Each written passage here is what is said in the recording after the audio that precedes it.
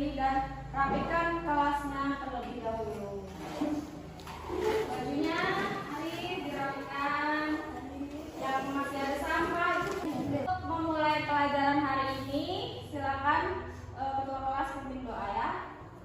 Sebelum kita mulai pembelajaran kita pada pagi hari ini, ada baiknya kita berdoa menurut kepercayaan masing-masing. Berdoa mulai. Berdoa selesai. Untuk menumbuhkan rasa cinta tanah air, Ibu akan mengajak kalian untuk bersama-sama menyanyikan lagu nasional. Judulnya yaitu Maju Tak Gentar. Kita berdiri semuanya.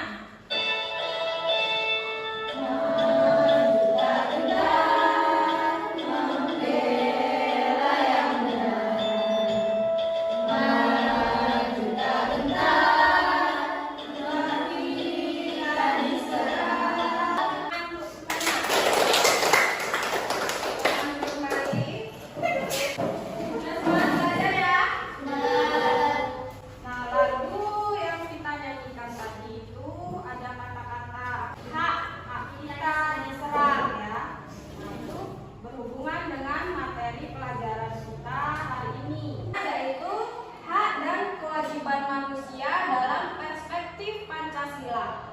Nah, materinya itu silakan dibaca bersama-sama. Ada apa saja? Hak dan kewajiban asasi manusia. Hak dan kewajiban asasi dalam Pancasila. Pelanggaran hak asasi manusia.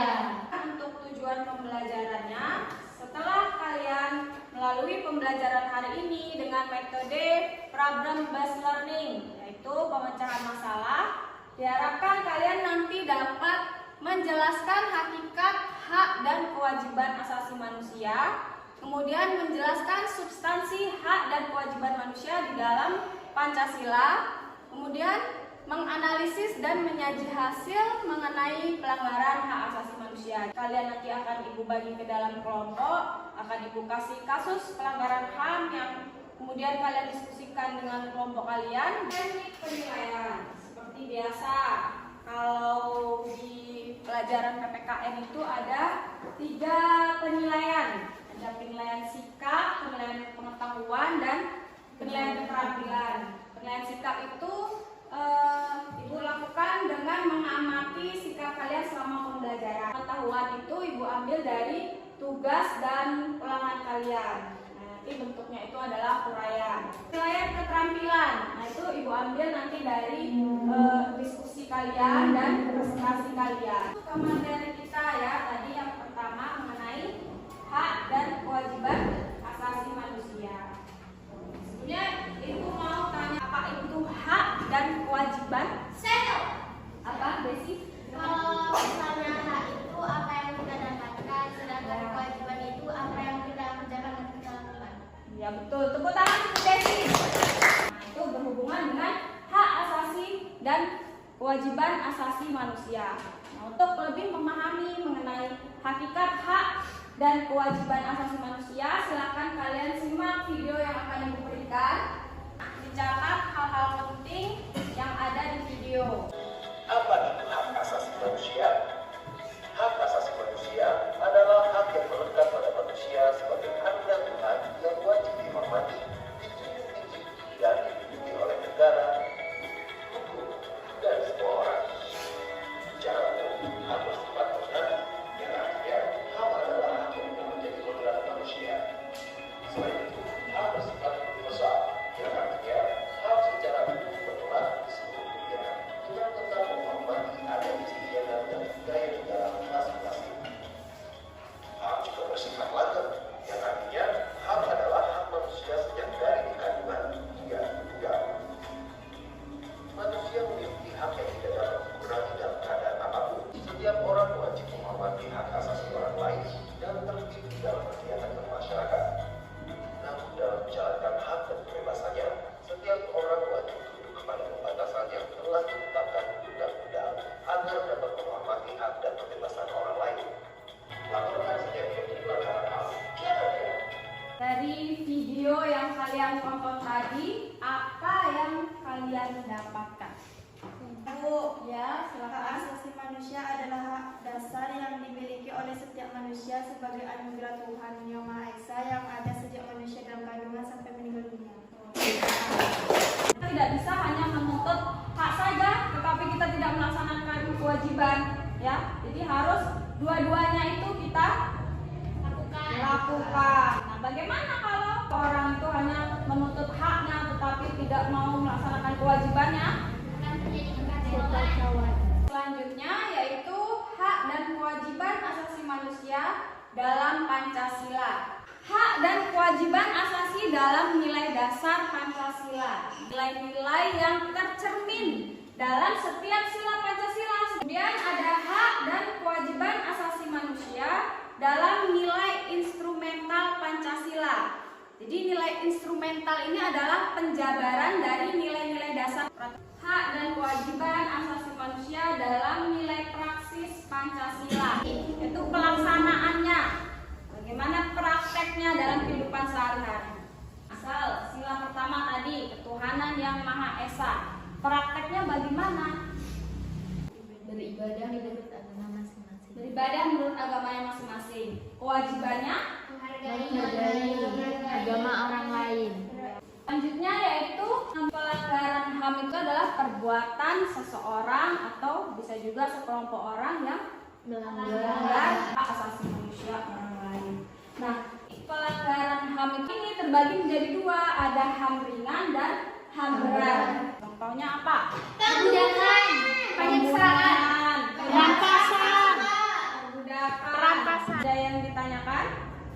Saya Bu, Ya, Rik. apa contoh pelanggaran HAM berat yang ada di Indonesia? Itu kalian pernah dengar tidak tragedi 98? berat, Tahu? Nah, ada penembakan mahasiswa, ya, tahu kan? Ibu akan membagi kalian menjadi kelompok. Kelompok 1 ada Mila, Insan, Salwa, Nisa. Kelompok 2 Mifta, Suci, Atia. 3 Andin, Arif, Noni, dan Nurul. Sekarang silakan kalian duduk sesuai dengan kelompoknya masing-masing. Sudah duduk sesuai kelompoknya? Sudah. Tadi Ibu sudah membagikan LKPD. Ya, silakan kalian buka di grup WA kelas kita. Di situ ada tugas yang akan kalian kerjakan terhadap video yang akan Ibu tayangkan.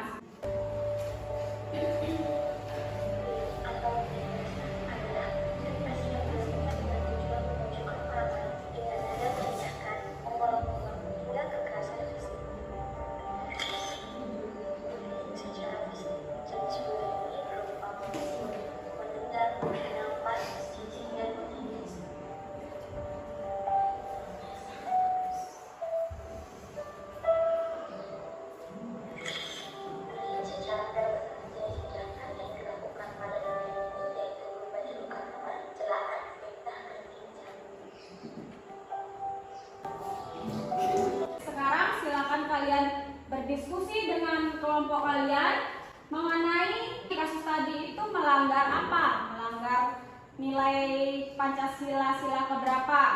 Nah, kemudian penyebabnya terjadi kasus bullying itu apa? Dan upaya yang dilakukan agar bullying itu tidak terjadi lagi di sekolah. ini sila kedua, sila ketiga juga.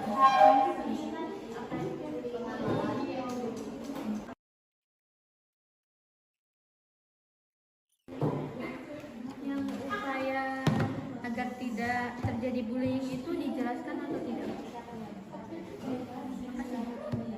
Pertama di sekolah. Apanya? Upayanya mana? Ini.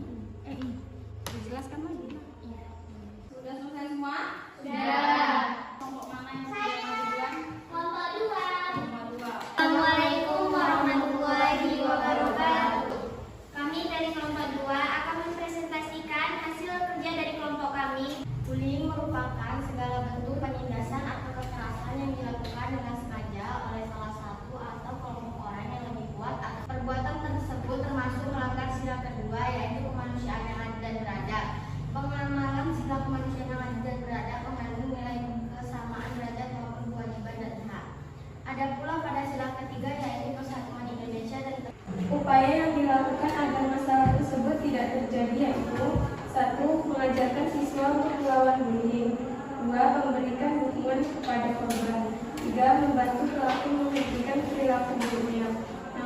memberikan contoh yang baik pada siswa. 6. Memberikan sosialisasi terkait bullying. Dan yang ke-7, membuat peraturan yang tegas tentang bullying. Sekian jawaban dari kelompok kami. Apa kelompok lain ada yang ingin ditanyakan? Jelaskan upaya kalian dalam mendukung korban bullying. Aku ya. Terima kasih ya. Baik, saya akan menjawab pertanyaan dari kelompok 1. Pertanyaannya itu tadi, jelaskan upaya kalian dalam mendukung korban bullying. Kita harus memberi motivasi dan support kepada korban bullying tersebut. Apakah bisa Sekian presentasi yang dapat kita sampaikan. Wabillahi taufiq wal hidayah. Wassalamualaikum. Assalamualaikum warahmatullahi wabarakatuh. Waalaikumsalam. Kami dari kelompok 1 ingin mempresentasikan tentang kasus pembulian di sekolah. Baiklah, terima kasih kepada Mila. Di sini saya akan menjelaskan mengenai kasus pembulian. Pengertian bullying dalam bahasa Indonesia dikenal sebagai penindasan atau lisan. Merupakan segala bentuk penindasan atau kekerasan yang dilakukan dengan sengaja melanggar sila kedua Pancasila karena hak dan martabat seseorang tidak dihargai, di mana seseorang individu diperlakukan tidak setara karena individu lain menganggap dirinya lebih baik dalam segi tertentu. Yang ketiga, penyebab terjadinya kasus tersebut. Penyebabnya bisa berupa ukuran badan, fisik, kepandaian komunikasi, hingga status sosial. Pencegahan upaya pembulian di sekolah adalah membuat peraturan yang tegas tentang bullying, membantu pelaku menghentikan perilaku buruknya, tanggapi kejadian itu dengan serius, atau segera menindak atau melaporkan pada KPAI, Komisi Perlindungan Anak Indonesia. Baiklah, itu hasil presentasi kami. Ada yang mau bertanya? Bagaimana cara menindak tegas kasus bullying di sekolah? Pertanyaannya kami diskusikan dulu. Saya jawab pertanyaan dari kelompok 3, yaitu bagaimana menindak tegaskan bullying di sekolah. Bisa melaporkan dengan pihak KPAI atau guru yang ada di sekolah. Oh, terima kasih. Baiklah, itu hasil presentasi kami. Kalau ada kesalahan, mohon maaf. Assalamualaikum warahmatullahi wabarakatuh. Tadi kalian sudah presentasi ya mengenai bullying. Upaya yang dilakukan agar bullying itu tidak terjadi lagi. Ada dukungan ya dari baik itu dari sekolah, pihak sekolah, pihak keluarga, juga dari siswa ya harus dapat bekerja sama untuk mencegah agar bullying tidak terjadi lagi. Jadi bullying harus ditangani dengan tegas ya agar pelaku itu tidak berani lagi melakukan bullying. Nah, sekarang silakan kembali ke tempat duduknya masing-masing.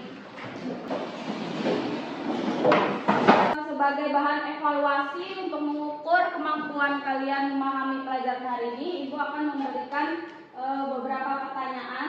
Silakan kalian buka buku tulisnya, catat pertanyaannya dan dijawab ya.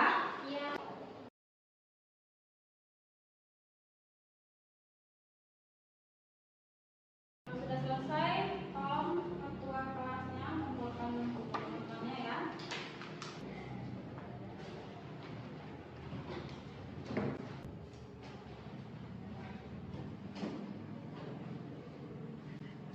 Kita sudah di penghujung pembelajaran ya. Ada yang bisa memberikan kesimpulan terhadap pelajaran kita pada hari ini? Silakan Nisa. Hari ini kita telah belajar, kesimpulannya kita belajar hak dan kewajiban yang harus berjalan beriringan. Bahwa pelanggaran HAM itu bisa terjadi di sekeliling kita, Bu, sekolah misalnya. Indonesia itu telah menjamin hak asasi manusia ya melalui nilai-nilai dalam Pancasila. Untuk materi kita selanjutnya yaitu mengenai upaya penanganan pelanggaran HAM. Silakan kalian baca materinya di rumah, kalian pelajari. Untuk mengakhiri pembelajaran, silakan ketua kelasnya pimpin doa. Berdoa menurut kepercayaan masing-masing.